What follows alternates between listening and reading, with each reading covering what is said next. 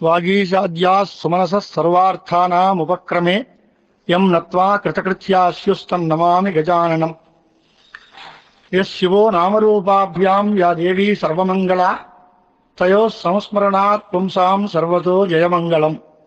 శివనామ్ని విభావితేంతరంగే మహతి జ్యోతిషి మానినీమయార్థే దురితాన్యపయాంతి దూరదూరే ముహురాయాంతి మహాంతి మంగళాని.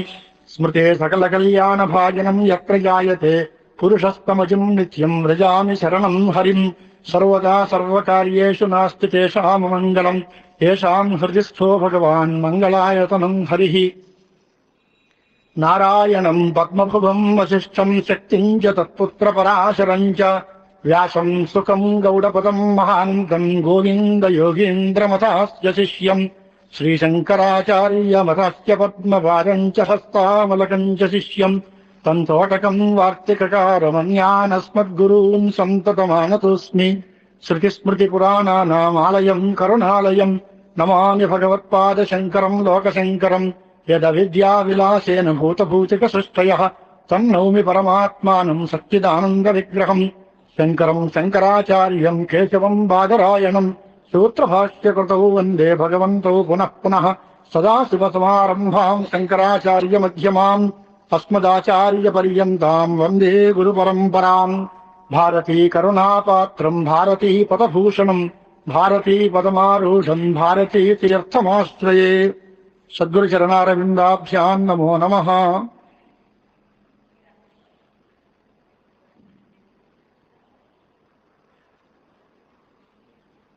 సభాయే నమః.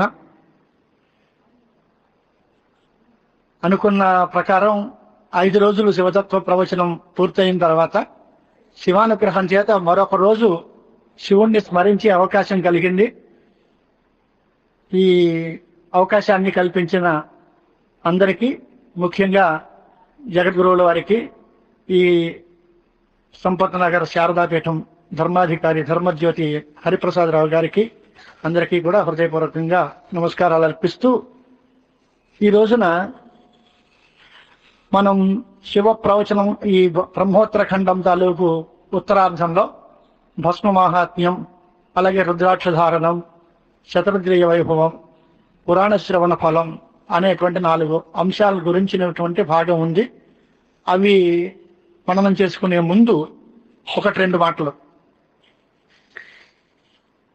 మనకి సంస్కారములు అనే పేరుతోటి భారతదేశంలో ఒక 40 సంస్కారములు అని, 40 సంస్కారములని, 48 సంస్కారములని ఇవన్నీ ఉన్నాయి.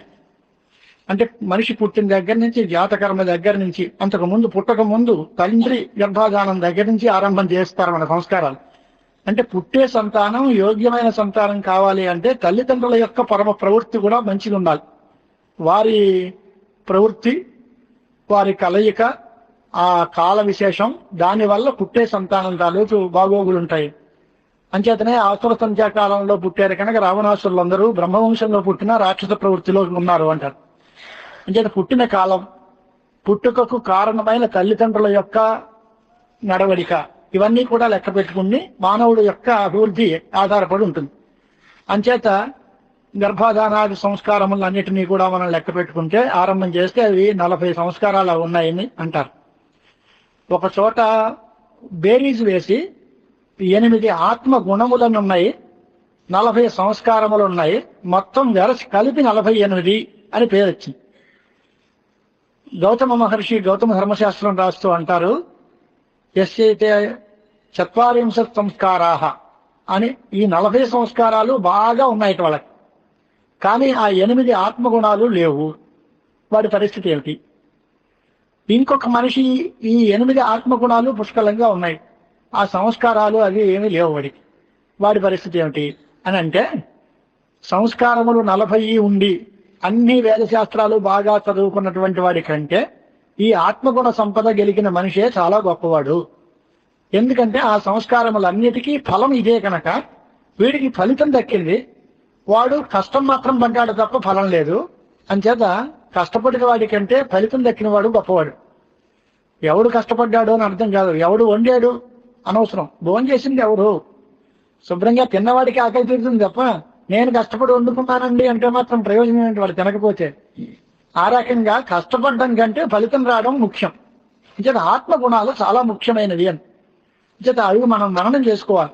ఈ మొత్తం వాంగ్మయం అంతా మనకి దేనికోసం వచ్చింది అని అంటే మన ఆత్మ గుణ సంపదను పెంచుకోవడం కోసం. మనకి సంస్కృతి, సంస్కారము అనే మాట విన్నాం మనందరం. మనం సంస్కరింపబడాలి. సంస్కరింపబడడం అంటే ఏమిటి, సంస్కారం అంటే ఏమిటి అని అంటే సంస్కారము అంటే ఉన్న దోషాలు తొలగించి లేనటువంటి అందం చేకూర్చడం. కేశ సంస్కారం అన్నారు అనుకో, చింపుని జుట్టుకి కాస్త నూనె రాసి దువ్వి మంచి కళగా డ్రెస్ చేస్తే దానికి కేశములు సంస్కరించుతా అంట.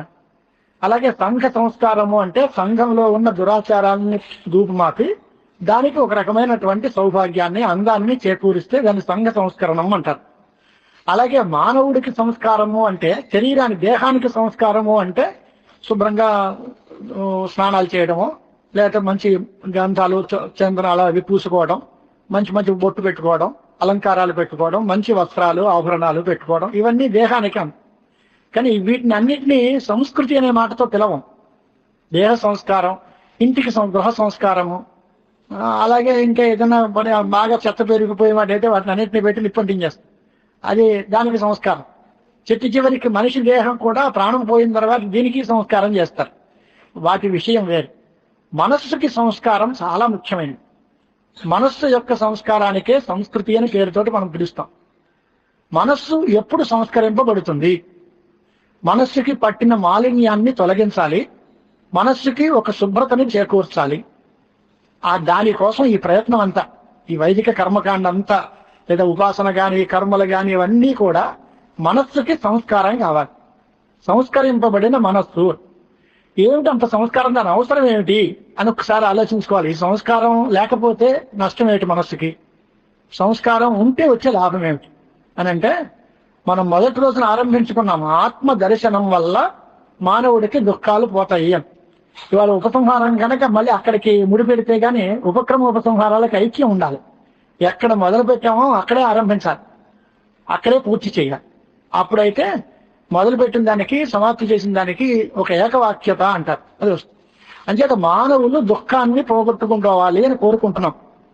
నిత్య సుఖం కావాలి, దుఃఖాలు పోవాలి. మార్గం ఏమిటి అని మొట్టమొదటి ఆరంభించి ఎత్తుకుని, దుఃఖం పోవడానికి అజ్ఞానం తొలగాలి, జ్ఞానం రావాలి అని. ఇవాళ ఆ జ్ఞానం ఎలా వస్తుంది దగ్గర కొంచెం ఆలోచించుకోవాలి. ఆ జ్ఞానం ఎలా వస్తుంది? గురువు గారు ఉపదేశం చేస్తే వస్తుంది అని చెప్పుకున్నాం మనం. గురువు గారు ఉపదేశం అందరికీ చేస్తారండి. క్లాసులో 80 మంది ఉంటారు. టీచర్ అందరికీ కామన్ గానే పాఠం చెప్తాడు. 80 మందిలోనూ ఫస్ట్ క్లాస్ వచ్చిన వాళ్ళు 5 6 ఉంటారు, 40 మంది పరీక్ష పోతుంది. మరి గురువు సమానమే కదా అందరికీ. మన శృంగేరి పీఠానికి ఎంతమంది వెళ్తలేదు భక్తులు? జగద్గురువుల వారి యొక్క అనుగ్రహం అందరి మీద సమానంగానే ఉంటుందిగా. అందరూ బాగుపడిపోయారా? అందరూ తరించారా? ఎంతమందికి ఆ సంస్కారం అంటుతుంది, ఎంతమందికి అంటదు? అంటకపోతే ఆయన తప్పే ఉంది అల్లో. ఆయన అందరినీ అనుగ్రహిస్తూనే ఉన్నారు. కానీ మనలో ఉండేటువంటి మన మనస్సు యొక్క పరిస్థితిని బట్టి అది రిసీవింగ్ కెపాసిటీ అనమాట. ఆ రిసీవ్ చేసుకునేటువంటి అధికారంలో తేడా ఉంటుంది. అంచేత ఆత్మ దర్శనానికి మార్గం ఏమిటి అంటే సంస్కృతం అంతఃకరణం. సంస్కరింపబడిన అంతఃకరణమే ఆత్మ దర్శనానికి సాధనము, ప్రధానమైన యుక్తి. ఆత్మను చూడాలి, ఆత్మని దర్శించాలి అని. ఆ ఆత్మ దర్శింపబడేది కాదయ్యా, పట్టుకోవడానికి అవకాశం లేదు ఆత్మని. ఆత్మ ఇదమిత్తంగా తెలుసుకోలేం. ఆత్మజ్ఞానం సంపాదించడం అంటే అంత తేలికైన పని కాదు అని అనేక చోట్ల అంటున్నారు. మరి అలా వదిలేయడమేనా? దీనికి ఏదైనా మార్గం లేదా? ఇది జరుగుతున్నది తప్పు అని తెలిసినప్పుడు కూడా ఈ తప్పుని అరికట్టి బాగు చేద్దాం అనుకుంటాం కదా. బాగు చేయడానికి ఏదైనా ఒక మార్గం వెతుక్కుంటాం కదా. అలాగే ఈ ఆత్మని ఎలాగైనా పట్టుకోవాలి, ఏం చేద్దాం అని అడిగాడు కృష్ణ పరమాత్మని అర్జునుడు. అంటే ప్రయత్నం చేయాలి. కష్టంగా ఉంది బావుగారు, ఏం కుదరట్లేదు, మనసు నిలబట్టలేదు, ఏం చేయాలో తోచట్లేదు, ఏం చేసినా కుదరట్లేదు, జారిపోతుంది అని. నిజమేనయ్యా, కష్టమే. కానీ అభ్యాసేన కౌంతేయ వైరాగ్యేన చ గృహ్యతే. అభ్యాస వైరాగ్యాభ్యాం తన్నిరోధ అని పతంజలి యోగ సూత్రం. ఆ యోగ సూత్రాన్నే గీతల్లో పెట్టారు వేదవ్యాసుల వారు. అభ్యాసము వైరాగ్యము అనే రెండు అవసరం. అభ్యాసం అంటే మాటిమాటికి చేస్తాం, మరి చేసిందే ఎన్నిసార్లు చేస్తామండి, శివుడు శివుడు గొప్ప అని 5 రోజుల బట్టి చేస్తున్నారు, మళ్ళీ ఇవాళ ప్రారంభిస్తారేంటి అని అంటే భక్తి కుదిరిపోతే గొడవే లేదు. కానీ కుదరలేదుక దుర్బోధత్వాలు ఆత్మవస్తున, తిన్న అన్నమే మళ్ళీ తింటున్నట్టుగా, చేసిన సంసారమే మళ్ళా చేస్తున్నట్టుగా, నా కథ నా రామాయణం నాది అన్నాడు కల్పవృక్షంలో విశ్వనాథ సత్యనారాయణ గారు. అంటే మళ్ళీ ఏం చెప్తున్నావా చెప్తుందే, అంతటి నాయకుడు మరో లేడు, అది తప్ప ఇంకొక మంచి కథ లేదు. అలాగా రామచంద్రమూర్తిని గురించి ఆయన అన్నాడు. మరి శివుడి కంటే వేరే దైవం లేదు కనుక మళ్ళీ శివుడే గొప్ప శివుడే గొప్ప అంటున్నాం. ఆత్మను తెలుసుకోవాలి అంటే ఎలా తెలుసుకోవాలి అనే దగ్గర ఒక మార్గం మాత్రం ఉంది అని, ఏకదైవానుద్రష్టవ్యం నేహ నానాస్తి కించన అని ఓ ఉపనిషత్తు. ఒక్కటిగానే గుర్తించాలి, రెండుగా గుర్తించడానికి లేదు. నిజం ఎప్పుడు ఒక్కటే ఉంటుంది, అబద్ధాలు కోట్ల కొద్దీ ఉంటాయి. 2 4 కరెక్ట్ ఆన్సర్, 2 5 అని ఒకడు, 6 అని ఒకడు, 10 అని ఒకడు, 50 అని ఒకడు, ఎన్నైనా అనొచ్చు.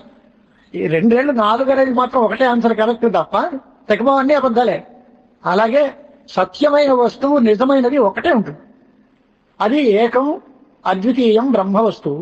ఒక్క వస్తువు ఒకటే, బ్రహ్మైకం పరమార్థ సచ్చిదమలం విశ్వ ప్రపంచాత్మనా శక్తిరూప్య పరాత్మనే బహళా జ్ఞానావృతం భాసతే అని శంకరాచార్యుల వారి ప్రతిజ్ఞా గ్రంథంలో చెప్తారు. శంకర విజయంలో మీ సిద్ధాంతం ఏమిటి?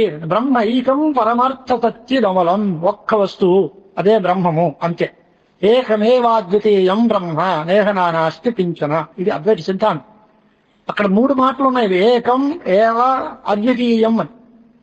మన తెలుగులో మాట్లాడాలంటే ఏకం అంటే ఒకటి, ఏవ అంటే మాత్రమే, అద్వితీయం అంటే రెండోది లేదు. ఒకటి అంటే చాలదా, ఒకటి మాత్రమే, మళ్ళీ గుర్తు చేసి రెండోది లేదు సుమా, అలా ఎందుకు అని అంటే ఒక్కటి మాత్రమే తప్ప రెండోది లేదు.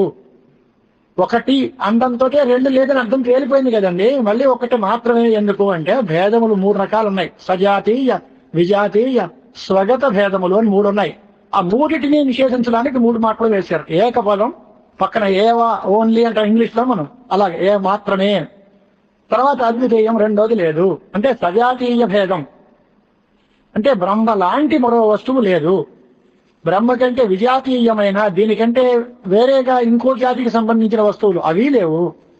బ్రహ్మకి అవయవాలు ఉన్నాయండి, అవి లేవు. ప్రపంచం అంతా బ్రహ్మమయంగా ఉంది. మరి ప్రపంచం ఎందుకంటే బ్రహ్మము చాలా గొప్పది సుఖస్వరూపము అంటున్నావు, ప్రపంచం దుఃఖబహుళం అంటున్నావు, అది ఎలా వచ్చింది అంటే మాయా సంపర్కం చేత ఎలా ప్రభావం వచ్చింది. దీన్ని ఎలాగ మారింది? బ్రహ్మ జగత్తుగా మారిందా, బ్రహ్మలోంచి జగత్తు పుట్టిందా, బ్రహ్మను చూసి జగత్తు అనుకుంటున్నామా అనే దగ్గర విచారణలు ఉన్నాయి మన దగ్గర. ఆరంభవాదం అని, పరిణామవాదం అని, వివర్తవాదం అని రకరకాల వాదాలు చెప్తారు.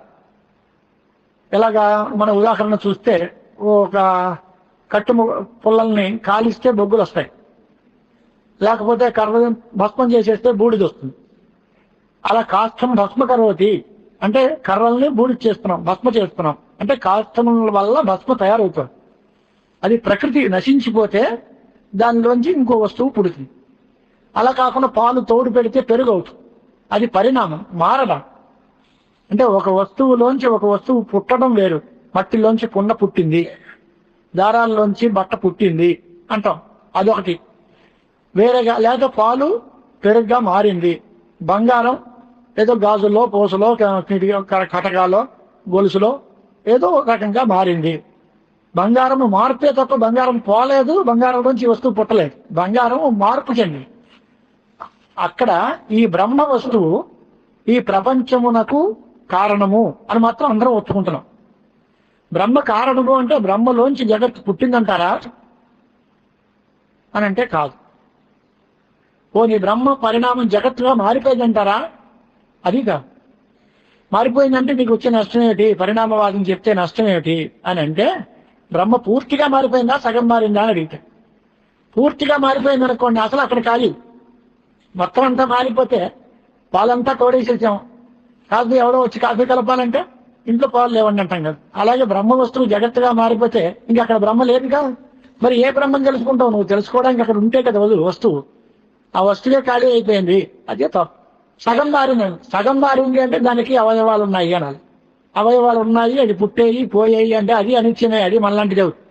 బ్రహ్మ నిత్యము అనే వస్తువు కాదు, అది సిద్ధాంత భంగం, అది కుదరదు. అందుచేత బ్రహ్మ చూసి ప్రపంచము అని భ్రాంతి పడుతున్నాం మనం. అది మన సిద్ధాంతం, శంకరాచార్యుల వారి సిద్ధాంతం. శంకరమఠాలు కదా, అద్వైత సిద్ధాంతాలకు ఎంతసేపు శివశివ అనుకుని పెంచితే, కానీ మన సిద్ధాంతం కూడా మనం నేర్చుకోవాలిగా ఒకసారి. శంకరాచార్య స్వామి వారి సిద్ధాంతం ఏమిటి అని అంటే, బ్రహ్మను చూసి ప్రపంచము అని అనుకుంటున్నాం మనం. ఎలాగండి? రాత్రి వేళ చీకట్లో తాడుని చూసాం, పాము అనుకున్నాం, భయపడ్డాం. భయపడితే మనకందరికీ ఒళ్ళంతా చెవట్లు పెట్టి ఒళ్ళు గాబరా పడిపోయాం అంతా. ఎవడో వచ్చాడు, లైట్ వేసాడు, అబ్బాయి తాడే రా అన్నాడు, పట్టుకుని ఇలా అన్నాడు, ఆహా రిలీఫ్. అంతకుముందు పాము వచ్చేది అక్కడికి అంటే లేదు. తాడులో పాము పుట్టిందా అంటే లేదు. తాడు పాముగా మారిందా అంటే లేదు. తాడు తాడుగానే ఉంది. కానీ దాన్ని మనం పాము అనుకున్నంత కాలం విపరీతమైన కంగారు పడిపోయాం, లోకాన్ని అంతటినీ కంగారు పెట్టాం. అది కాదు నిజంగా తాడే అని తెలిసినప్పుడు మనం హాయిగా ఉన్నాం, పక్క వాళ్ళకి మనశ్శాంతిగా. అలాగా వస్తువు యొక్క స్వస్వరూపం తెలిస్తే ఈ భ్రాంతులు ఉండవు. ఆ వస్తువు యొక్క స్వరూపం తెలియకపోతే ఆ వస్తువును చూసి మరొకటి అనుకుని మనం భ్రాంతి పడే అవకాశం ఉంది. అలాగే ఆత్మ వస్తువు, అది శివుడు అనండి, లేదా విష్ణువు అనండి, లేదా నిరాకార నిర్గుణ చైతన్యం అనండి, ఏదో ఒకటి, అక్కడ ఉన్న వస్తువు ఒకటి. ఆ వస్తువుని వస్తువుగా తెలుసుకుంటే మనకి అన్ని సుఖాలే. కానీ ఆ వస్తువుని అలా తెలుసుకోకుండా మనం ఏదో జగత్ అని, నేను, నా పెళ్ళం, నా పిల్లలు, నా వాకిళ్ళు, ఇళ్ళు, భూములు, వాకిళ్ళు అంటే ఇవి పెరగాలని బాధ, పెరగకపోతే నష్టం, తగ్గిపోతే కోపం, అన్ని రకాలు ఉంటాయి. కోరికలు వస్తే కోరిక తీరితే ఓ బాధట, తీరితే నా అంతటి వాళ్ళు లేదంట, తీరకపోతే నా అంత దౌర్భాగ్యం లేదంట. వీడే రెండు మాటలు. అబ్బి నేనండి పట్టిందల్లా బంగారమేనండి, నాకు అడ్డు లేదని, నా సాగినంత కాలం నా అంతటి వాళ్ళు లేరంటారు. ఎప్పుడైనా చిన్న బ్రేక్ పడింది, నా అంత దురదృష్టవంతులు లేడండి, నేను ఏం పట్టుకున్నా అన్ని అలా అయిపోతున్నాయి, ఏం చేస్తున్నామో ఏమిటోనో అంత అన్ని నీ చేతిలోనే ఉన్నాయి, నువ్వు నీ అంత వాళ్ళు లేదంటున్నావు, నీ అంత దుర్మార్గులు లేదంటున్నావు, అన్ని నువ్వే అంటే ఇలాగ రాండి. అంటే ఆత్మని గురించి మనం ఆలోచించుకునేటప్పుడు ఆత్మ వస్తువు యొక్క స్వస్వరూపం తెలుసుకోవాలి. అది ఉపనిషత్తుల్లో ఆత్మ ఎలాంటిది, ఆత్మ లక్షణాలు ఏంటి, అవన్నీ తెలుసు చెప్పారండి. చెప్తే మాత్రం మనకి వంట పట్టద్దు. ఆ వంట పట్టడానికి ఏకదైవ అనుద్రష్టవ్యం దగ్గర మనసైవ అనుద్రష్టవ్యం అని ఇంకో వచనం కనిపిస్తుంది. మనస్సు చేతనే ఆత్మను తెలుసుకోండి. మనస్సు చేత అంటే ప్రతి మనిషికి ఓ మనస్సు ఉంటుంది. ఆ మనస్సు చేత ఆత్మను తెలుసుకోవచ్చు కదా అంటే, అన్ని రకాల మనస్సులు దీనికి సూటు కావు. మనకందరికీ కళ్ళు ఉన్నాయి. ఆ కళ్ళతో విశ్వరూపం చూడగలమా మనం? చూద్దాం. అర్జునుడికి ఇచ్చాడు కళ్ళు, కానీ ఆ కళ్ళు లాభం లేదు. దివ్యంతే చక్షులు దాస్యామి, దివ్యమైన చక్షుస్సు నేను ఇస్తాను, దాంతో శుద్ధిగా నేను, ఎందుకంటే దానికే ఆ శక్తి ఉంది. అలాగే మనస్సులో కూడా చాలా సంస్కరింపబడిన మనస్సు అనేటువంటిది ఒక విచిత్రంగా ఉంటుంది. అది పరిశుద్ధమైన మనస్సు. అలాంటి మనస్సులో మాత్రమే ఆత్మను తెలుసుకునే శక్తి ఉంటుంది, మామూలు మనస్సుకు ఉండదు. అంచేత మనస్సు మన దగ్గర ఉంది కాబట్టి ఇంకా దాన్ని పరిశుద్ధి చేసి దాన్ని పరిశుద్ధమైన మనస్సుగా చేసుకునే ప్రయత్నం మనం చేస్తే మనం ఆత్మను చూసే అర్హతను సంపాదించుకుంటాం అన్నమాట. ఇది కొత్తగా మనస్సు కొందెత్తుకోక్కలేదు. పరిశుద్ధమైన మనస్సు అమ్మబడును అని ఎక్కడ బోర్డులు పెట్టరు, ఎక్కడ అమ్మరు. మన మనస్సుని పరిశుద్ధం చేసుకోవాలే తప్ప పరిశుద్ధమైన వస్తువు దొరకదు. ఈ మధ్యన అయితే వండిన అన్నాలు దొరుకుతున్నాయి. పూర్వం అన్న విక్రయశాల నిషిద్ధం. బియ్యం దొరుకుతాయి, నువ్వు వండుకోవాలి తప్ప వండిన అన్నం పనిచేయదు కదయ్యా. అన్న విక్రయం తప్పు. వేద విక్రయం, అన్న విక్రయం, శీల విక్రయం, ఇవన్నీ వాళ్ళ శాస్త్రం అయిపోయి. అంత అట్టశూల జనపద శివశూలాశ్చ పండిత అని భవిష్య పురాణంలో ఉందండి. అట్టం అన్నం ప్రవక్తం శూలం తత్ శూలక్రయ ఉచ్యతే. అట్టం అంటే అన్నం, శూలహ అంటే అమ్ముకోవడం. అన్నాన్ని అమ్ముకునే వాళ్ళు వస్తారు, హోటల్స్ పెడతారు, అన్నాన్ని అమ్ముకుంటారు అని ఆనాడు వేదవ్యాసులు వారు రాశారు. శీలాన్ని అమ్ముకుంటారు, వేదాలను అమ్ముకుంటారు, దేవుణ్ణి అమ్ముకుంటారు. నమ్ముకోవడం మానేసి అంతా అమ్ముకోవడంలో పని. దేవుణ్ణి నమ్ముకోవాలి, ఆ నమ్మడం మానేసాం. ఇంకా దేవుణ్ణి అమ్ముకునే పరిస్థితి వచ్చింది. దేవుడి పేరు చెప్పడం, ఓ ఆటోలోనో లేకపోతే ఓ రిక్షాలోనో ఓ ఫోటో పెట్టడం, అక్కడ ఆలయం కడతానండి అని సందాలకు బయలుదేరాడు. ఆలయం కట్టాడో చచ్చాడో మనకేం తెలుస్తుంది నిజంగాను. ఏదో దేవుడి మీద నమ్మకం పోతే ఏదో ఇస్తారు, అది పొట్టబోసుకుంటారు. ఇలాగ దేవుణ్ణి, వేదాన్ని, శీలాన్ని, ఇలాంటివన్నిటినీ అమ్మకానికి పెట్టేసి రోజులు వచ్చేసాయి కదా. అన్ని చేత అలాంటిది పనికిరాదు. అలాగా మంచి మనస్సు అమ్మబడును అని ఎవరు అనరు. మంచి మనస్సుని మనం సంపాదించుకోవాలి. మనస్సు భగవంతుడు ఇచ్చేశాడు, ఆయన ఏమీ పెట్టుబడి లేకుండా ఫ్రీగా ఇస్తారు. కానీ దాన్ని బాగు చేసుకోవడం ఆయన పని కాదు, అది మన పని. దాన్ని బాగు చేసుకోవడం కోసం మంచి సంస్కారాలు అలవాటు చేయాలి. అది వైదిక కర్మాచరణం వల్ల, భక్తి వల్ల, ఉపాసన వల్ల, మంచి అలవాట్ల వల్ల, మంచి తినే ఆహారం పరిశుద్ధంగా ఉండటం వల్ల, జీవితం సరైనటువంటి సక్రమమైన జీవితం గడపడం వల్ల దాని యొక్క మాలిన్యాలన్నీ కరిగిపోతాయి. కాదండి ఈ ఏడాది బాగానే చేస్తున్నాం కానీ ఎప్పుడో జన్మల నుంచి వచ్చింది కదా ఇది, ఆ పాత పనులన్నీ ఎలా పోతాయి అని అంటే దానికి ఈ ప్రాయశ్చిత్తాదులు ఇలాంటివన్నీ. కొన్ని పనులు నిత్య కర్మలని, కొన్ని నైమిత్తిక కర్మలని, మరికొన్ని కామ్య కర్మలని మనకు విభాగాలు చెప్పారు. అది దాంతో పాటు నిషిద్ధ కర్మలు, ప్రాయశ్చిత్త కర్మలు అని మరి ఇంకో 2 ఉన్నాయి. మొత్తం 5 రకాలు. నిత్య కర్మలు అంటే ఎల్లప్పుడూ తప్పనిసరిగా చేయదగినవి. నైమిత్తిక కర్మలు అంటే ఇదిగో రేపు చెప్తున్నాక ప్రదోషం సోమవారం వస్తుంది, జాగ్రత్తగా అభిషేకం చేసుకోండి అని ఇప్పటి నుంచి అనుకుంటున్నామే. నిమిత్తాన్ని బట్టి శివరాత్రి వస్తుంది, ఆ వేళ జాగరణం చేయండి, లేదా శ్రీరామనవమి వస్తుంది, ఆ వేళ సీతా కళ్యాణం చేయండి. ఇలాగ ఒక నిమిత్తాన్ని బట్టి తండ్రి తద్దినం వస్తుంది, ఆ వేళ శుభ్రంగా శ్రాద్ధం చేయండి అని ఏదో అంటాం. పురస్కారాలు వస్తాయి, స్నానం చేయండి అని ఇలాంటివన్నీ చెప్పి నిమిత్తాలను బట్టి చేసేది. కామ్యములు అంటే కోరికతో చేసేవి. నాకు స్వర్గం కావాలి అనుకుంటాడు, అయితే చక్కగా అగ్నిష్టోమం చేయవయా, జ్యోతిష్టోమేన వివేక స్వర్గ కామ. కాదండి వర్షాలు పడితే బాగుండు, అది కార్యవ్యా వృష్టికామో యజేత, కార్యవృష్టి చేసుకోండి వర్షాలు పడతాయి. నాకు పశు సంపద కావాలి అని ఉద్భిదా యజేత పశుకామ. కాదండి ఇంకోటి ఎవటో వచ్చి నా శత్రువులు చచ్చిపోవాలండి అని చేసుకోని సేనేనాభిచరణ్య చేత సేనయాగం చేసుకో, శత్రుక్షయం అవుతుంది. ఇలాగ ప్రతి పనికి ఏదో ఒక ఫలితం చెప్పి ఏ కోరికతో నువ్వు ఉన్నావో దానికి తగిన మార్గాన్ని వేదం చెప్పింది. అది మంచి ఫలితాలను ఇచ్చేవి ఉన్నాయి, కొంచెం నష్టాన్ని కలిగించేవి ఉన్నాయి. అవన్నీ వాడి సంస్కారాలను బట్టి వాడు వెతుక్కుంటాడు. ఇది కామ్యకర్మలు. ఆచార్య స్వాముల వారు మనకి చెప్పిన మాట ఏమిటి అంటే, వేదో నిత్యమధీయతాం తదుదితం కర్మస్వనుష్ఠీయతాం తేనేజస్య విధీయతామపచితిః కామ్యే మతిస్యవ్యతాం పాపౌఘ పరిధూయతాం భవసుఖే దోషోనుసంధీయతాం ఆత్మేచ్ఛాం వ్యవసీయతాం నిజగృహాత్తూర్ణం వినిర్గణ్యతాం. సోపాన పంచకంలో మానవ జాతిని బాగు చేయడానికి క్రమంగా 5 మెట్లు పెట్టి సోపాన పంచకం అని 5 శ్లోకాలు రాశారు ఆయన.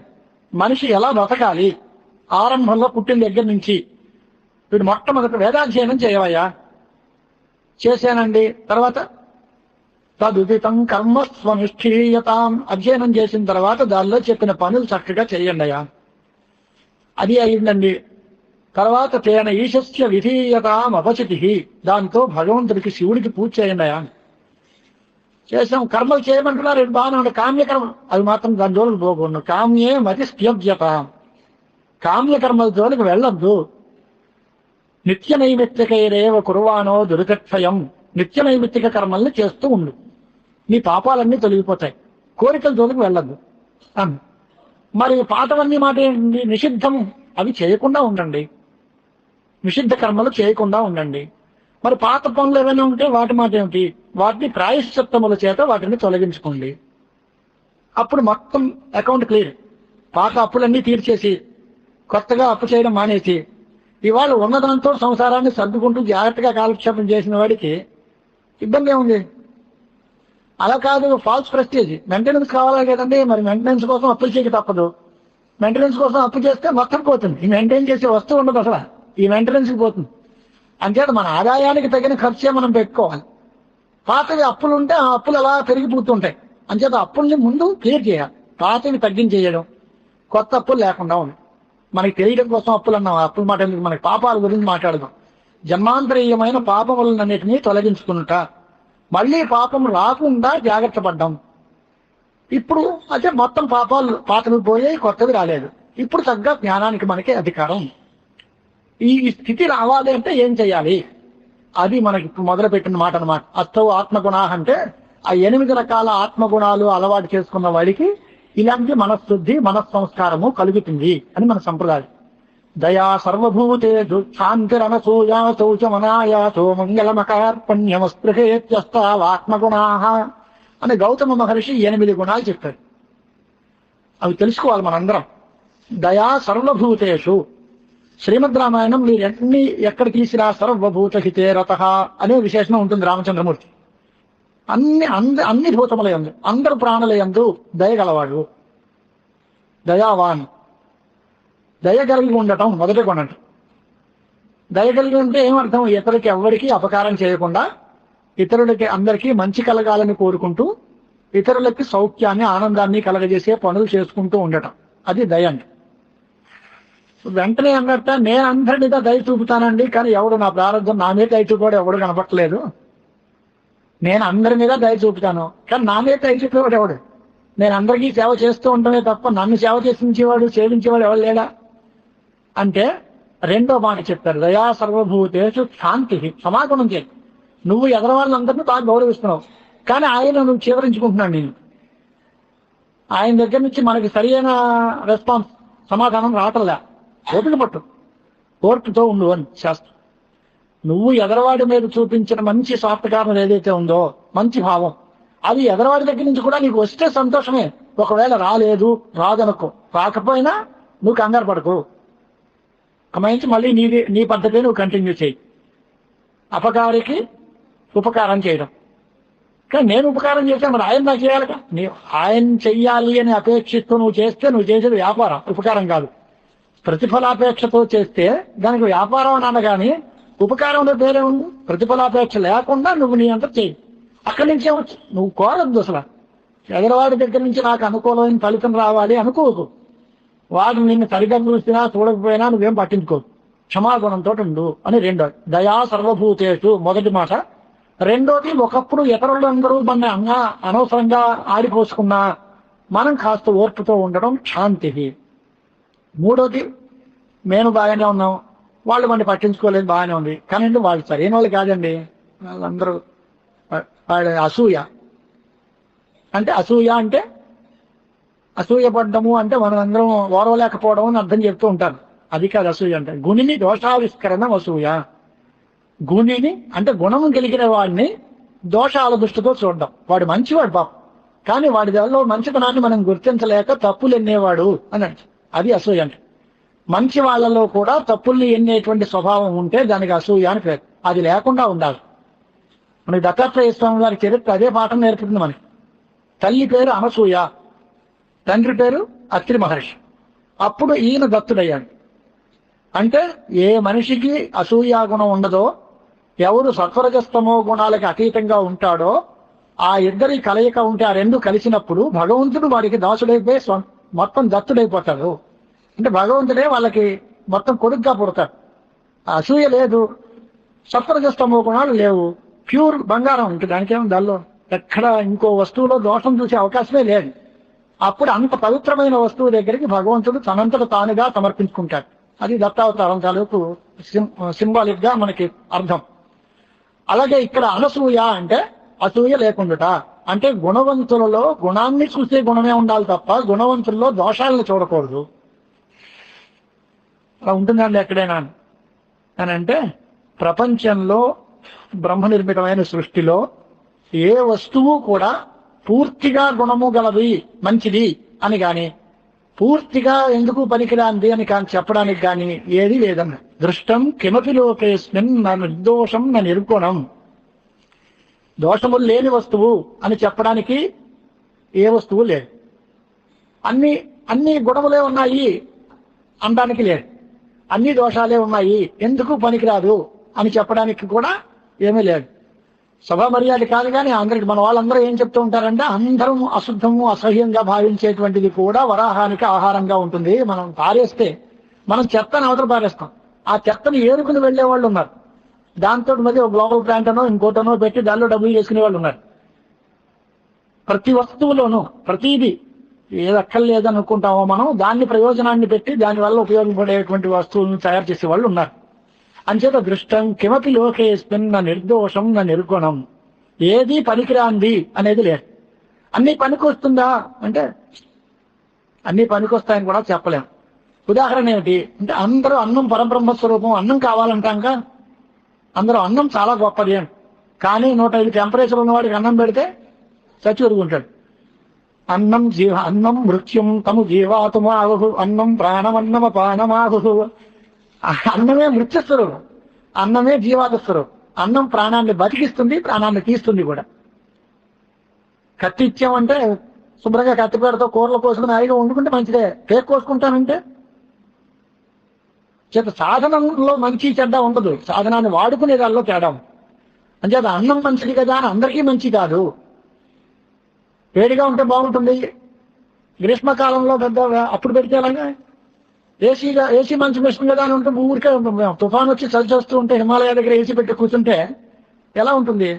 ఏ వస్తువులు ఎప్పుడు వాడుకోవాలి, ఎలా వాడుకోవాలి అనే దగ్గర ఒక విచక్షణ జ్ఞానం మనిషి ఆలోచించుకోవాలి. అదే పశువుల కంటే మనకి తేడా. అందుచేత అసూయ అనేటువంటి దాన్ని గుణిని దోషావిష్కరణం అన్నాక గుణము గల వస్తువుని దోషం చూడటం. మనకి శాస్త్రం ఏం చెప్పిందంటే ఆవృణధ్వం అతో దోషాన్ వివృణధ్వం గుణాన్ బుధాహ. దానిలో ఉండే దోషాలని కప్పిపుచ్చండి, దోషం మాట్లాడద్దు, గుణములు మాత్రం చెప్పండి. ఏదైనా ఒక మాట చెప్పాల్సి వస్తే దానిలో ఏదైనా మంచి ఉంది చెప్పండి. నోరు మరి చెంటకుందండి చెప్పడం మానేసి దానిలో కూర్చోండి. మనిషికి ప్రశాంతి కావాలి అని మనందరం అంటాం, చిత్తశాంతి కావాలి, మనశ్శాంతి కావాలండి అని. ఎలా వస్తుంది అని పతంజలి యోగ దర్శనంలో ప్రస్తావన చేసి ఆయన 4 లక్షణాలు చెప్పాడు. మైత్రి, కరుణ, ముదిత, ఉపేక్షాణం, సుఖ దుఃఖ పుణ్య విషయానాం భావనాథ చిత్త ప్రసాదనం అని ఒక సూత్రం రాశారు పతంజలి మహర్షి. అంటే సుఖము, దుఃఖము, పుణ్యము, పాపము 4 అంశాలు ఉన్నాయి. వాటిని పొందేటువంటి వ్యక్తులు కూడా ఉన్నారు.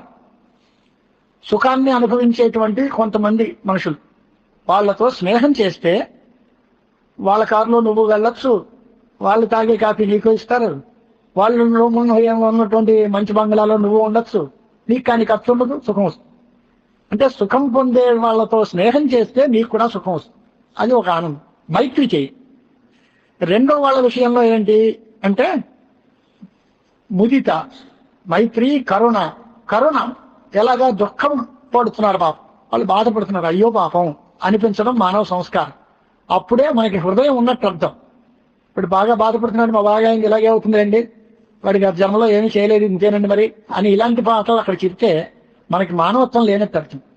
దుఃఖపడుతూ ఉంటే చేతలేని సాయం అందించాలి, లేకపోతే అయ్యో పాపంనైనా అనాలి. కానీ అది కరుణ ఉండాలి అని. రెండో తర్వాత పుణ్యాత్ములు ఉంటారు, వాళ్ళని చూసి సంతోషించాలి. వాళ్ళు ఇలా ఎందుకు చేశారు, రేపు పొద్దున ఈ కార్యక్రమం ఎలా చేస్తాడో నేను చూస్తాను, నేను చెప్తాను సంగతి అని అది ఎలాగ పాడైపోతుందో దానికి తగిన ప్రస్తారం చేయకూడదు. పుణ్యాత్ములు పుణ్యకర్మాలు చేస్తూ ఉంటే దాన్ని చూసి సంతోషించాలి అని. మైత్రి, కరుణ, ముదిత. 4వది పాపాత్ములు ఉంటారు, వాళ్ళు పనులు చేస్తూ ఉంటారు, వాళ్ళని గురించి విమర్శ చేయొద్దు, ఉపేక్ష వహించు. ఊరుకు చూసి చూడకుండా ఊరుకో, వాళ్ళ పని వాళ్ళ జోలికి నువ్వు వెళ్ళొద్దు. దానివల్ల నీ మనసు ప్రశాంతంగా ఉంది. లేకపోతే అశుద్ధం మీద రాజేస్తే ముఖం మీద తూలుతుంది. వాళ్ళ మీద నువ్వు విమర్శకి దిగితే వాళ్ళు ఇంతకంటే విమర్శకి దిగుతారు. వాళ్ళ సంస్కారం అంత తక్కువది కనుక వాళ్ళ విమర్శ దిగువ స్థాయిలో ఉంటుంది. దానివల్ల నీకు మనసుకి బాధ కలుగుతుంది. మనశ్శాంతి కావాలి అంటే దూరంగా ఊరుకోవడం మంచిది. అది ఆయన చెప్పిన మాట. అంచేత ఏం చేయాలి అంటే ఏ వస్తువులోనైనా మంచి గుణాలు ఉంటే దాన్ని గుర్తించి గౌరవించడం నేర్చుకుందాం. లేదు దోషాలు ఉన్నాయి దాన్ని పట్టించుకోకుండా ఊరుకో, మన పని మనం చూసుకుందాం. అలా ఉంటే చిత్తశాంతి కలుగుతుంది. అంచేత అసూయ, దయా సర్వభూతేషు క్షాంతిర్ అనసూయ. అసూయ లేకుండా ఉండి అనసూయ గుణం పెట్టుకోవడం మంచిది. తర్వాత శౌచం, ఇది సదాచారము, చాలా ఇంపార్టెంట్ మనకి. శౌచం అనేది కాయిక, వాచిక, మానసికములు 3. శారీరకమైన శౌచం, శరీరం శుద్ధంగా ఉండటం, మాట శుద్ధంగా ఉండటం, మనస్సు శుద్ధంగా ఉండటం. 3 త్రికరణ శుద్ధి అనే మాట అంటారు. ఆ మాట 3 రకాలైనటువంటి ఇంద్రియాలకి అంటే మనోవాక్కాయములు 3 పరిశుద్ధంగా ఉన్నప్పుడే భగవద్ అనుగ్రహం పూర్తిగా వస్తుంది. మన ఈ వ్రతాలు లిస్టు చదివేసుకుని ఏదో ప్రదోష వ్రతం, సోమవార వ్రతం, వాళ్ళకి శివరాత్రి వ్రతం అనేసి అనుకోండి, మనస్సు సరిగా లేకుండా ఆ వ్రతాలు ఎన్ని అనుకున్నా ఉపయోగం లేదు. డబ్బులు మనిషి ఏమో కాశీదేవిలోనే ఉంటాడు, చెప్పుల మీద ఉంటే సుఖం ఏంటి? మనోవాక్కాయములు 3 త్రికరణ శుద్ధి కావాలి. అంచేతనే మనకి కనకధారాస్తవంలో చెప్పాడు కదా, యత్ కటాక్షతముపాసనా విధి సేవకస్య సకలార్థ సంపద సంతనోతి వచన అంగ మానసై త్వం మురారి హృదయేశ్వరీం భజేన్. వచన అంగ మానసై, వచనం అంటే వాక్కు, అంగం అంటే శరీరం, మనస్సు. త్రికరణములతోటి అమ్మవారిని కొలిస్తే ఆవిడ మనకి అనుగ్రహం చేస్తుంది. ఎక్కడైనా దీంట్లో మనస్సు సరిగా లేదు లేదా మాట సరిగా లేదు అంటే మన భావం ఒకటే అవ్వచ్చు, కానీ మనం అనుకునే మాట ఆ మాట ఇంకో అర్థాన్ని ఇస్తుంది. ఇప్పుడు స్వాముల వారి దగ్గర సభల్లో ఒకసారి వేళాకోళంగా మొన్న అయింది. జగద్గురువునాం అన్నారు. అంటే జగద్గురువుల వారి యొక్క నమస్కారములు అనే అర్థం వచ్చేదా సంస్కృతం వాడేవాడు ఆ పండితుడు. అంటే వీడి అభిప్రాయం పాపం ఏంటి, జగద్గురువుల వారికి నమస్కారం అని చెప్పాలి, కానీ జగద్గురువుల వారి యొక్క నమస్కారములు అనే అర్థం వచ్చింది. జగద్గురువునాం అంటే మాతో స్వాములారని అబ్బే జగద్గురువునాం నమస్కార మహాగణపతి పాదయోహో అని అర్థమయ్యా అన్నారు చాలా చమత్కారంగా. జగద్గురువుల వారు మహాగణపతికి నమస్కారం చేస్తారు తప్ప వీళ్ళకి కాదు. ఆయన పాప ఆయన నాకే నమస్కారం చేద్దామని అనుకుంటున్నాడు, కానీ భాష అలా వచ్చిందంతేను. అనుకున్న అర్థం వేరు, చెప్పే మాట వేరు.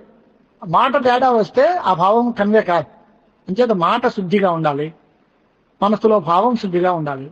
మన మాట మంచిదే, మనసు మంచిదే, కానీ చేతలు సరిగ్గా లేకపోతే అన్ని ఇబ్బందులే వస్తాయి. అంచేత మాట, చేత, మనస్సు మూడు కూడా సమానంగా ఉండాలి. వాళ్ళకి అలా మూడు సమానంగా ఉన్న వాళ్ళకి మహాత్ములు అని పేరు పెట్టారు మన వాళ్ళు. మనస్యేకం వచస్యేకం కర్మణ్యేకం మహాత్మనాం మనస్యన్యద్ వచస్యన్యద్ కర్మణ్యన్యద్ దురాత్మనాం. మనిషి దుర్మార్గుడా లేక సన్మార్గుడా అని ఎలా తేలుతుంది అంటే మనస్సులో మాట అనుకున్నది ఏదో అదే చెప్పి మనసాధ్యాయతి తద్వాచా వదతి తద్వాచా వదతి తదేవ కర్మణా కరోతి. అలా అయితే వాడు సత్పురుషుడు. అలా కాకుండా మనసులో మాట వేరు, చెప్పేది వేరు, చేసేది వేరు అంటే వాడు దుర్మార్గుడు అని అర్థం చెప్పు. ఇది మానసికమైన శౌచం. శౌచం కావడం. వాక్కుకి శుద్ధి కావాలి. వాక్ శుద్ధి చక్కగా వ్యాకరణాది శాస్త్రాలు చదువుకుని చక్కటి భాష మాట్లాడడం నేర్చుకోవాలి. మనశుద్ధి యోగశాస్త్రం వల్ల పాతంజల యోగం, ప్రాణాయామాదులు ఇందాక మనం చదువుతున్నాం కదా, ప్రాణాయామ ప్రత్యాహార ధారణ ధ్యాన సమాధి అష్టాంగ యోగానుష్ఠాన్. ఇది మనం గొంతుకు తిరగడం కోసం అక్కడితో ఆపుతున్నారు. అక్కడితో ఆపకల యమ నియమ ఆసన ప్రాణాయామ ప్రత్యాహార ధారణ ధ్యాన సమాధి అష్టాంగ యోగానుష్ఠాన్ అంతవరకు ఒకటే పదం. యమ నియమాసన ప్రాణాయామ ప్రత్యాహార అక్కడితో ఆపేస్తే దానికి విభక్తి లేదు, వచనం లేదు, పాడలేదు. అక్కడ సమాసం మధ్యలో అది పిల్లలకి గొంతుకు తిరగకపోవడం ఉండడం వల్ల సగం చెప్పి కాసేపు ఆపి ఇంకా తర్వాత ఇంకో 4 అవన్నీ కలిపి 8 అంగములు అష్టాంగ యోగం అని పేరు. ఈ 8 రకములైన అంగములకు కలిగిన యోగాభ్యాసం మనం చేస్తే అప్పుడు మనకి చాలా మనస్సు శుద్ధంగా ఉంటుంది. యోగ చిత్తవృత్తి నిరోధ. చిత్తవృత్తిని నిరోధించుకోవడం యోగం అంటే. అటువంటి నిరుద్ధమైన చిత్తవృత్తిలో తదా ద్రష్ట స్వరూప అవస్థానం అని ఫలం చెప్పే అలాంటి ఆత్మ స్వస్వరూపంలో అక్కడ ఉంటాడు. అదే ఆత్మ సాక్షాత్కారం అవుతుంది. అంచేత యోగాభ్యాసం చేత సమాధినిష్ఠుడై ఆత్మను చూడాలి అనే మాట ఉంది. దానికి కూడా ఈ శౌచం మనకు అవసరం. తర్వాత కొంతమంది ఏం చేస్తారంటే పెద్ద పెద్ద పరుగులు పెట్టి ఏదో పక్క ఎవరో చేశారు, కోటీశ్వరుడు ఏదో పని చేశాడు కదా అని అలాగే మనము చేద్దాం మన ప్రెస్టేజ్ కోసం అని పెళ్లిళ్ళు ఇంట్లో వివాహం వచ్చింది, అమ్మాయి పెళ్లి 10 ఎకరాలు అమ్మేశాడు. ఎందుకు అమ్మేయాల్సిన అవసరం ఏంటి? పెళ్లి చేయడానికి 10 ఎకరాలు అమ్మేసి పెద్ద హడావిడి చేయాల్సిన పనే ఉంది. అదో ప్రెస్టేజ్. ఇలా చొప్పున 4 పిల్లలకు పెళ్లిళ్ళు చేయడంతో మొత్తం అగ్రహారాలు ఖాళీ. ఈ ప్రాంతాలన్నీ పిల్లకి పెళ్లిళ్ళకి అయిపోయాయి. పూర్వం రాజులు మహానుభావులు ఇచ్చారు అగ్రహారాలు, వీళ్ళు కూర్చుని శుభ్రంగా జపం చేసుకోవడం. ఏదో అమ్మాయికి పెళ్లి చేసామండి 4 ఎకరాలు తీస్తామండి, లేకపోతే ఇంకో తర్వాత యజ్ఞం చేసామండి 10 ఎకరాలు తీస్తామండి. చివరికి మిగిలింది ఏంటంటే అంతా తీసేయడమే తప్ప ఎప్పుడు కొండడం లేదు. ఇది అనాయాసం కాదు, ఇది ఆయాస సాధ్యమైన పని. మనకి చేతకాని పరుగులు పరిగెట్టడం అనవసరం. ఇంత పని చేయమని చెప్పలేదు శాస్త్రం. నీకు ఉన్న దాంట్లో భగవంతుడు ఉన్న దాంట్లో వినియోగం చేయండి. ఆదాయంలో తస్య షష్ఠతమో భాగ అని ఉంది. 6వ వంతు దానం, 5వ వంతు. అంతేగాని మొత్తం అంతా ఇచ్చేస్తానంటే ఎలా కుదురుతుంది? 5 భాగాలు చేసి ధర్మం కోసం కొంత, అనుభవం కోసం కొంత ఇలా కేటాయించుకోవాలి. నిన్న మన హరిగారు చెప్పారు కదా 4 అన్నదమ్ముల కథ. ఆ పెద్దన్న గారి ధర్మాన్ని కనుక మనం జాగ్రత్తగా చూస్తే ఈ 3 రారు మన దగ్గర. లేకపోతే తగ్గవాళ్ళు 3 మనకు వస్తారు. త్యాగభోగ విహీనాయ అని నాణ్య గతిరస్తి అని ఇంకోటి ఉంది. త్యాగము భోగము నాశము 3 రకాలు. త్యాగం భోగం 2 లేకపోతే నాశనం తప్ప 3వ గతి లేదు అని మరొకటి చెప్తారు. అంచేత ఆయాసపడకుండా మనకి ఎంతవరకు పని చేయడానికి వీలుగా ఉంది అని తెలుసుకుని ఆ పని మాత్రమే చేసేటువంటి విధానం అనాయాసము. తర్వాత మంగళం. ఏం చేసినా మంచి మాట మాట్లాడుతూ ఉండటం, మంచి కోరిక ఉండటం. మంచి ఆశయాలు ఉండటం, ఈ రకమైనటువంటి మన ప్రవృత్తులు కూడా నేర్చుకోవాలి. మంగళం అనాయాస అకార్పణ్యం అస్పృహ. కార్పణ్యం లేకుండుట అంటే ఎంత ఉన్నా లేదో లేదో అని ఏడు, దీనభావం, దైన్యం, ఇలాంటి దీనికి భగవంతుడు ఎంత ఇచ్చినా లేదో లేదో అంటే తథాస్తుని ఇంక అదే అవుతుంది చివరికి.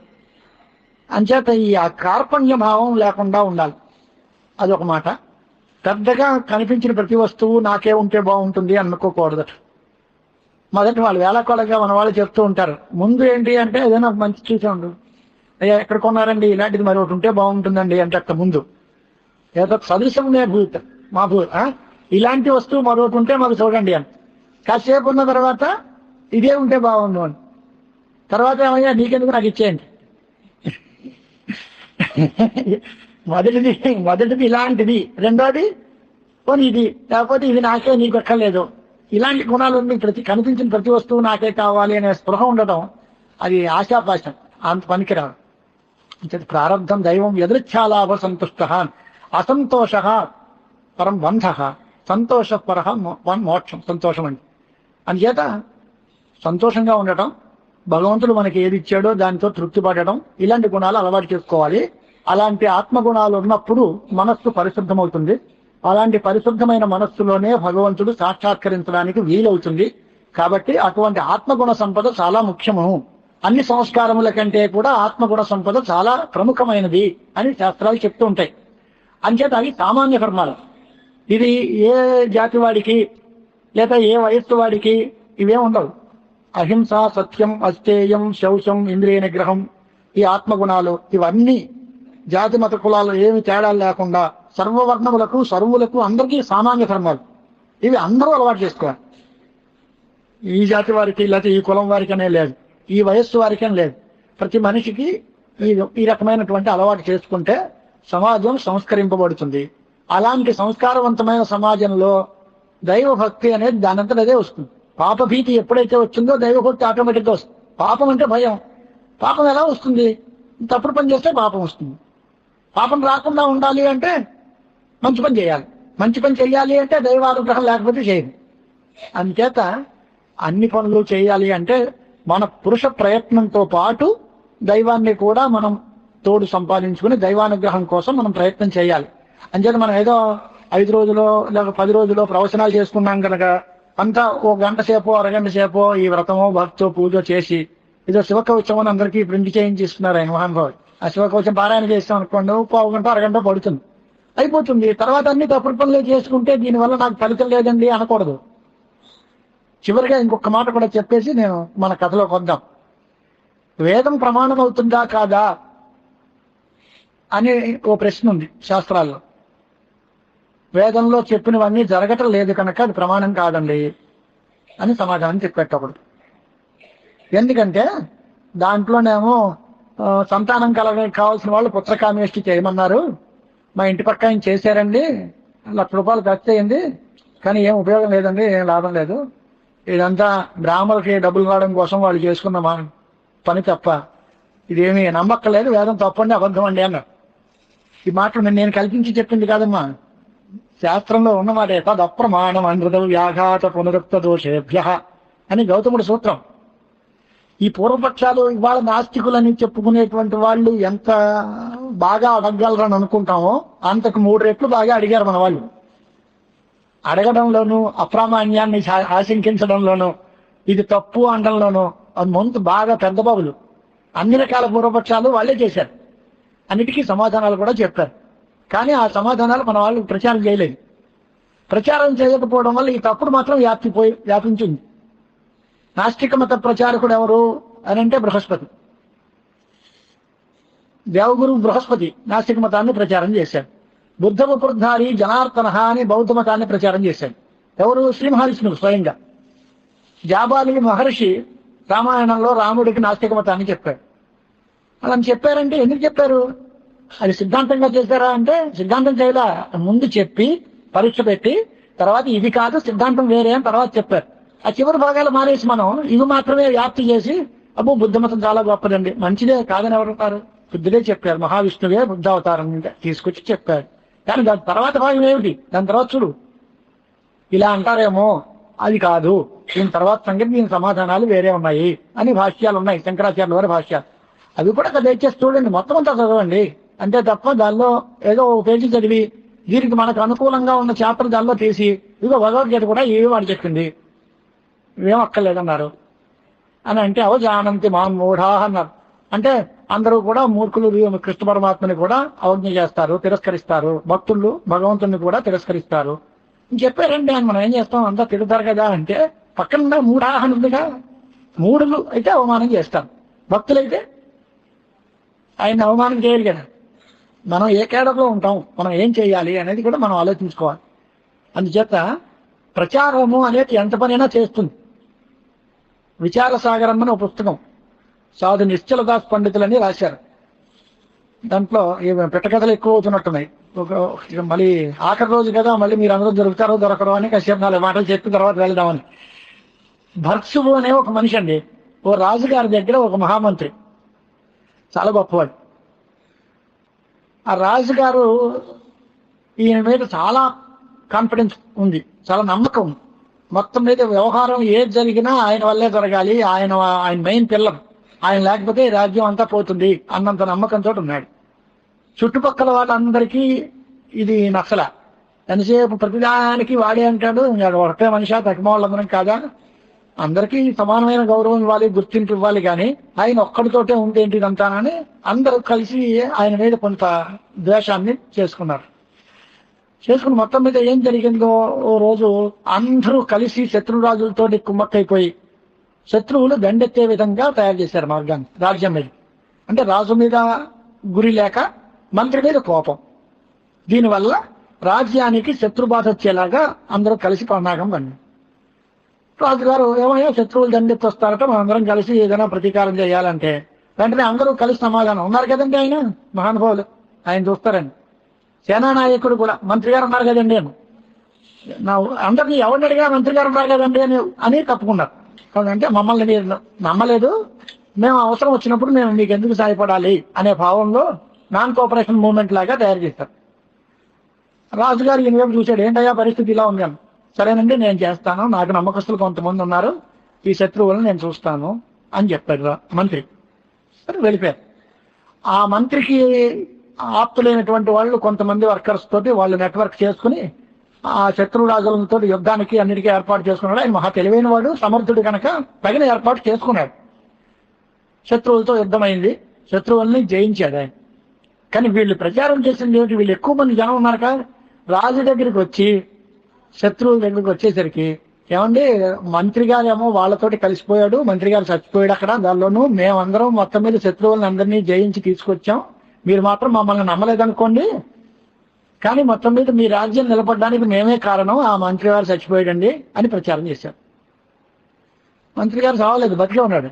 కానీ మంత్రి గారు చచ్చిపోయారండి అని ప్రచారం చేస్తే ఆయన పాపం ఈయన బాధపడి, అయ్యో మంత్రి పోయాడా, పోనీ మీరు అందరూ రాజ్యాన్ని నిలబెట్టారు కదా అని వీళ్ళని ఉన్న వాళ్ళని గౌరవించుకుంటాం కదా, పోయింది ఎలాగో పోయింది, ఉన్నదానైనా గట్టి చేసుకుందామని వీళ్ళ మీద గౌరవం. కొంత దూరం పోయిన తర్వాత కొన్ని రోజులు పోయాక ఈయన అడవికి వేటకెళ్ళాడు. ఆ మహామంత్రి ఏం చేశాడు, మరి వీళ్ళ దగ్గరేమో ఇంకా చనిపోయారని వార్త వచ్చింది కనుక వీళ్ళ దగ్గర కాదని అడవిలో తపస్సు చేసుకుంటూ ఉన్నాడు. ఆ ప్రాంతానికి ఈయనకు వేటకెళ్తే ఈ రాజు కళ్ళపడతాడేమో మంత్రి అని. తర్వాత నెక్స్ట్ ప్రచారం ఏంటి అంటే, ఆయన ఈ మధ్య మీ మీద ఉండే అభిమానంతో, రాజ్యం మీద ఉండే గౌరవంతో రాక్షసి దెయ్యమై పీక్కు తింటున్నాడండి ఇక్కడేను, మళ్ళీ ఆ మంత్రి వేషంలో మిమ్మల్ని ఎవరైనా ఇంకోటి కనిపిస్తాడేమో, దెయ్యం జాతక చూడండి అని రాజుగారు చేస్తే, నిజంగా ఆ మంత్రి గారు ఏమయ్యా రాజ్యం బాగున్నావా అని యోగక్షం పలకరిస్తే వీడు భయపడిపోయి వెనక్కి వచ్చేసాడు. ఆ దెయ్యం ఏమో